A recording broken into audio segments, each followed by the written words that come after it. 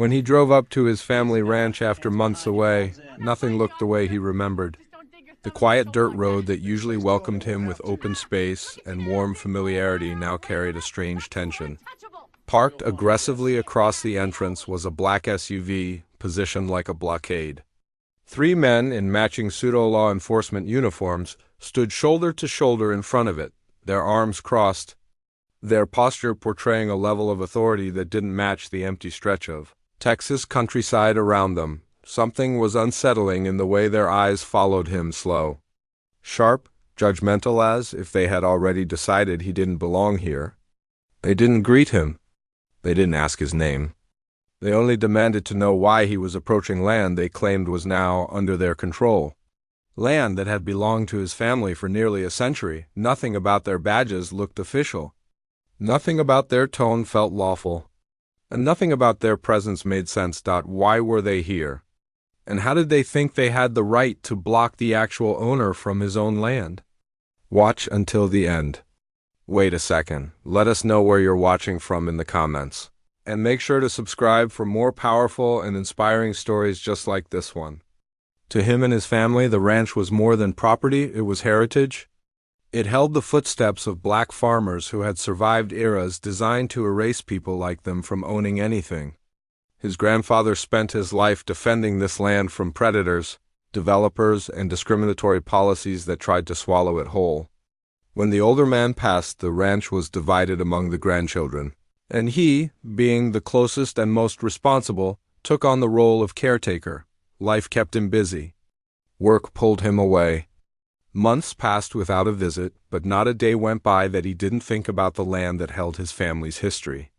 This visit was supposed to be simple. Check the fences, document the boundaries, and reconnect with a place that felt like a second heartbeat, but the moment he neared the property line, he sensed something different. Strange signs hung on the fence, freshly printed warnings labeled under a name he had never heard before: Community Preservation Association. A new gate had been installed, with heavy chains that didn't belong there. Even the ground showed marks of vehicles that had clearly been coming and going without permission. Still, he tried to believe it was a misunderstanding. Maybe a neighbor accidentally expanded their boundary, maybe a survey mix-up, perhaps anything other than what it looked like. But when he saw the men in those fake uniforms and the SUV blocking the way like a checkpoint, he knew this was no accident. Something was happening on his family's land, and he was about to find out how far some people would go to take what didn't belong to them. The three men walked toward him with synchronized confidence, their boots crunching against gravel in a rhythm meant to intimidate. Their uniforms had patches that read Silver Mesa HOA Security Division. Still, there was no neighborhood, no subdivision, no HOA anywhere near this rural stretch of land. The closest house was miles away. Close. The details became even more suspicious. The badges were generic and glossy, the type sold online without restrictions. Their radios were cheap models that couldn't connect to any real department. And the holstered weapons looked like props, the kind used to scare rather than enforce. The tallest man stepped forward, puffing out his chest as he announced that the land was now under the jurisdiction of their association. According to him, the ranch had been abandoned and therefore reassigned for community preservation. His laminated document looked official only from a distance up close. It was nothing but a poorly formatted printout. This tactic was familiar, precisely the kind historically used to strip black families of rural land when they weren't physically present to defend it. The narrator could see the moment frustration flickered across the man's face when the real owner didn't back down. The men expected fear, submission, confusion, anything but resistance. When he insisted he had full legal ownership, they dismissed it with a smirk. "Anyone can claim anything on paper," the leader said. Eyes cold, he attempted to step around them, heading toward the gate. But the two other men immediately blocked him. The third placed his hand on the fake holster, signaling a threat without saying a word. The countrysides. Silence suddenly felt dangerous. No neighbors. No witnesses. Just three men determined to intimidate him into surrendering his own land. His heart pounded, but not from fear, from fury, from history, from the weight of knowing precisely what was happening. This was not confusion. This was an attempted seizure. He took a breath, planted his feet, and made a decision. He wasn't leaving the moment he refused to walk away. The men closed in, tightening the circle until he was standing in their shadow. Their faces hardened as if they were preparing to escalate the situation beyond intimidation. The tallest one leaned closer and delivered the line that stripped away any remaining illusion. "The land isn't meant for people like you."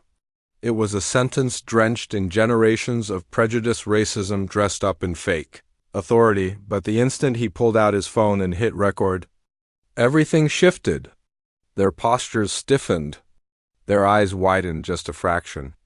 Suddenly, they weren't in control anymore. The tall man lunged forward, trying to snatch the phone from his hand, but he stepped back quickly, raising the camera high as proof. His voice echoed across the empty road as he announced loudly that everything was being filmed. That single act flipped the power dynamic. The men froze. They looked at each other with panic instead of arrogance. Because now their fabricated authority could be exposed. Their faces, their threats, their attempt to seize land, they were all on camera. And they knew exactly how badly this could go for them. They retreated slowly, but not without a final attempt at intimidation. "You don't want trouble," one muttered. "Leave while you can."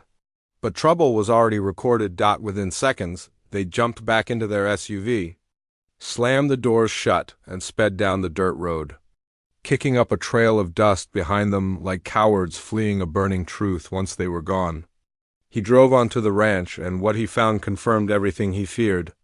The fences were damaged. The fields showed signs of repeated vehicle use. Fresh tracks cut deep into the soil indicated that the men or others connected to them had been accessing the land regularly, using it as if it were theirs. He immediately contacted county officials, law enforcement, and a property rights attorney.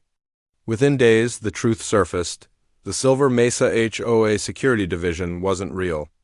It was part of a local group known for targeting rural black-owned land, using fake authority, intimidation, and fabricated paperwork to pressure families into giving up property. This time, their scheme failed. Recorded, reported, and exposed. The county reaffirmed its ownership. Investigations were opened. And slowly he began restoring the ranch, repairing the damage, reclaiming the space his grandfather fought so hard to protect. But the emotional weight of the incident lingered. This wasn't just trespassing.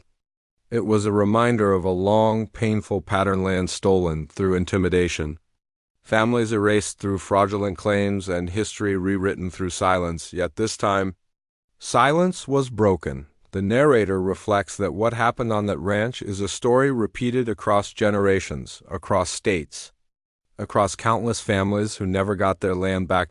So the question remains, how many more families have to fight for what was already theirs before the world finally pays attention? Which country and city are you watching from? Take care.